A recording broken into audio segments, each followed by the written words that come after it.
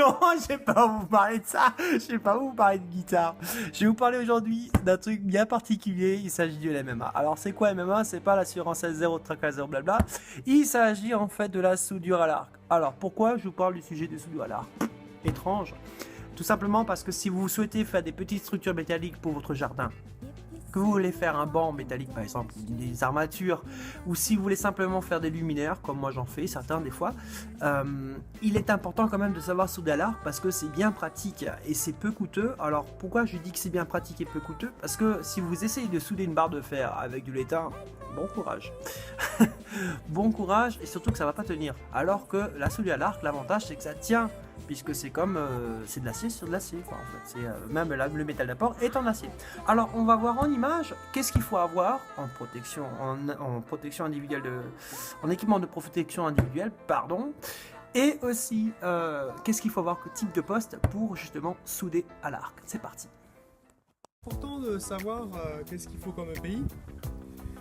Déjà c'est la cagoule, une cagoule électrochromatique de préférence, des gants, des lunettes, un marteau, une brosse métallique, être habillé de coton, enfin vêtements coton style jean, et d'un bon poste à souder. Et bien sûr nos baguettes, électrodes.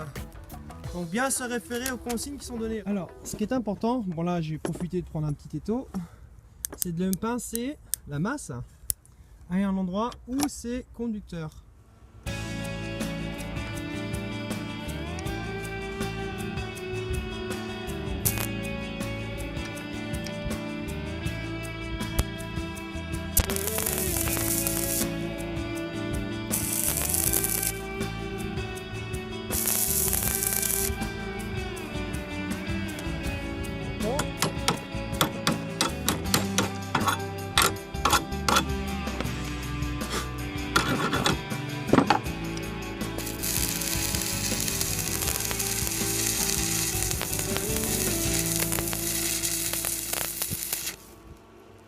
Et voilà.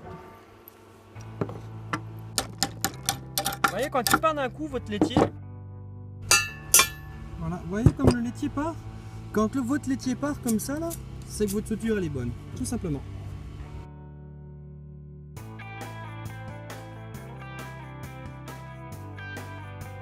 Alors là, j'ai eu un mauvais départ, hein. J'ai pas eu trop d'amorçage. Mais voilà le résultat qu'on doit avoir.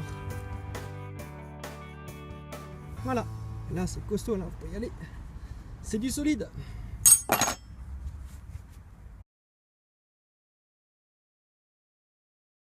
Donc, il s'agit de pointer d'abord au milieu. Et pas comme j'ai fait sur la vidéo. Donc vous faites ça. Voilà. Là vous pointez également. Après.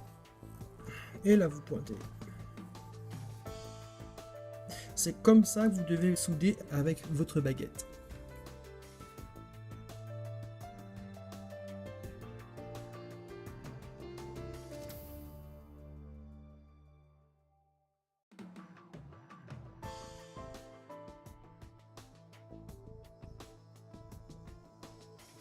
Il faut que votre soudure, quand elle est finie, elle ressemble à ça en fait. Il faut qu'elle ressemble à ces petites vagues, ce cordon là, que je suis en train de vous dessiner. C'est grosso modo ce que vous devez voir sur votre métal. Donc il est important aussi de ne pas avoir trop d'ampérage, parce que si vous avez trop d'ampérage, qu'est-ce qui va se passer? Vous aurez une sorte de diarrhée, un petit peu comme les bouses de vache. Vous aurez plein de postillons partout, plein de... je sais pas comment ils appellent ça dans le terme. Enfin, vous aurez plein de points de fusion un peu partout, ce sera cochonné et finalement votre soudure elle sera fragile. Ce qui peut se passer avec une pièce en plus très fine, c'est que vous allez percer. Et là, si vous percez dans la tôle, c'est fini. Voilà, vous avez complètement loupé votre pièce. Et là, c'est soit vous tentez de reboucher en bien nettoyant le laitier, soit vous recommencez la pièce, quoi, tout simplement.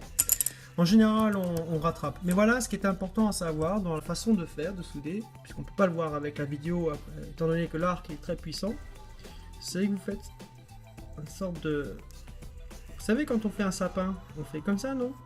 Après, on peut faire le reste, ça fait un sapin. Vous voyez ce que je veux dire? Voilà, bah, c'est un peu le même principe, mais en balayant avec votre baguette, tout simplement.